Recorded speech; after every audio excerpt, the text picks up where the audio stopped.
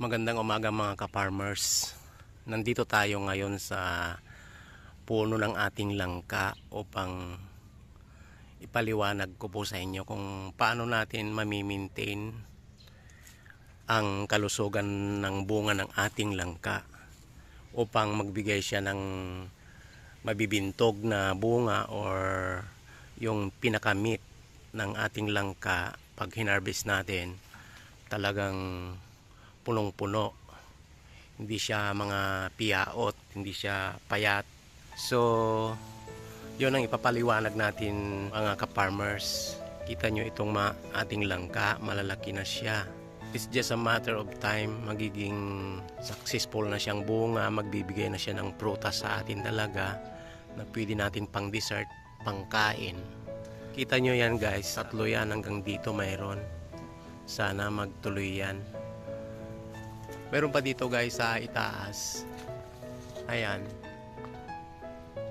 Mayroong dalawa na nakikita ko.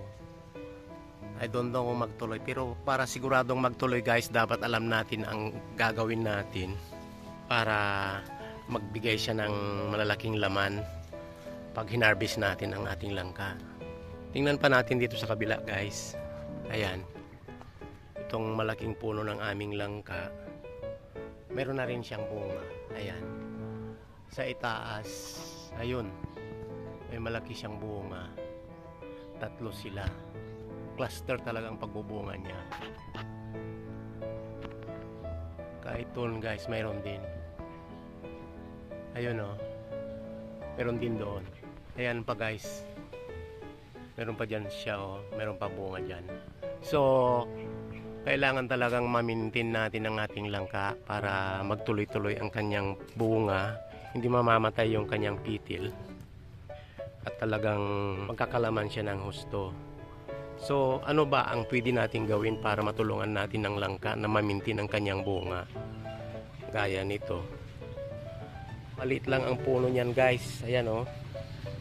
Kaya kailangan natin tulungan yan sa pamamagitan ng regular na pagdidilig.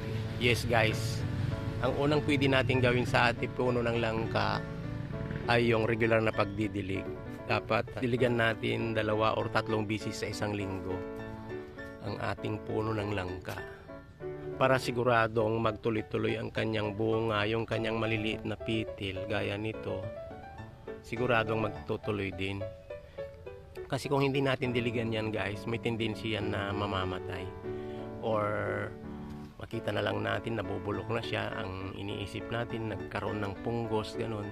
Pero hindi yun guys. Usually ang cause nun kulang sa patubig. So diligan natin ang puno ng ating langka twice or thrice a week para siguradong magtutuloy ang kanyang mga bunga.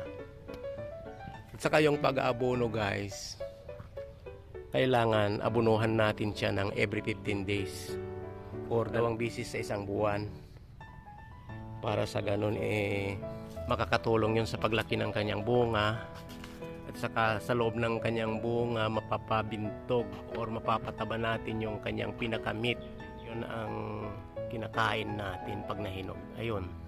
Ang pag-aabono, yan ang pangalawa na pwede natin gawin na regular na pang maintenance sa kanya. Gagawin natin 2 bisis sa isang buwan. Ang abono natin guys ay it's either triple 14 or triple 16. Ito, ang ginagamit ko kasi triple 16 yung Yaramila. Kasi highly soluble ito. Itutunaw ko lang siya sa tubig. Yan. Itutunaw ko siya sa isang balding tubig. Yan ang pang-abono natin. Madaling matunaw yan guys. Itutunaw lang sa isang balding tubig, halo-haloin.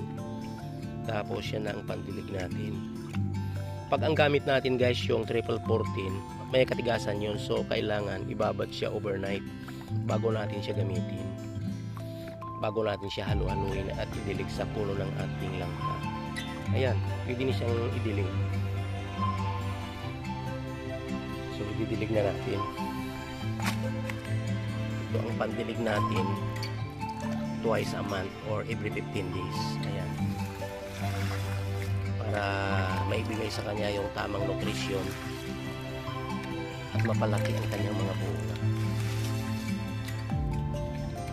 Ngayon kung ang malapit na siyang mahinog guys, matatansya natin yung 1 month before i-harvest siya. Ang isa pang pwede nating iabono sa kanya para lalong tatamis ang kanyang bunga. Itong hinahalo natin na abono, lagyan natin ng potash or yung muriate of potash na sinasabi nila. Yung kulay pink, yun ang pwede nating ilagay. Pampatamis yun guys, yung potash. So 1 month bago siya ma-harvest, dapat yun ang pang-abono natin. Ihalo natin dito sa 1616 o 14 na ginagamit natin. Ayan. So sa ginagawa natin na pang-maintain na ganyan, sigurado na gaganda ang kanyang bunga. Ayan.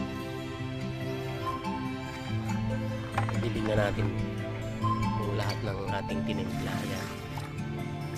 So sigurado maganda ang magiging resulta ng ating pag-aalaga sa kanya at pakinabangan natin ng gusto itong ating langka kung tama ang proseso na i-a-adapt natin. Ganyan lang guys ang gagawin natin. Sana ay makatulong itong video na ito sa katulad nating farmers na may puno ng langka para lalong pakinabangan natin ang bunga ng ating langka. Hindi siya piyaot, malalaki at matataba ang kanyang laman, so magi-enjoy ang kakain. Yun lang guys, thank you for watching.